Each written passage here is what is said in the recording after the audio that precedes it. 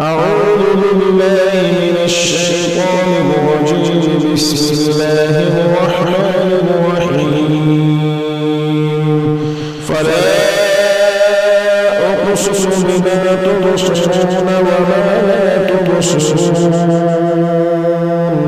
إنه لقول رسول كريم وما هو بقول شاعر قليلا ما تؤمنون ولا بقول كاهن قليلا ما تذكرون تنزيل من رب العالمين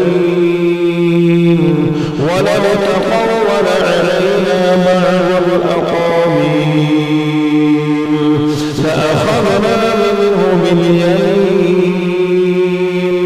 ثم لقطعنا منه الوتين فما منكم من أحد عنه حاجزين وإنه لتذكرة للمتقين وإنا لنعلم أن منكم مكذبين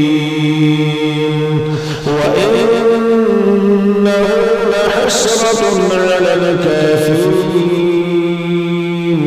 وإنه لحق اليقين فسبح باسم ربك العظيم.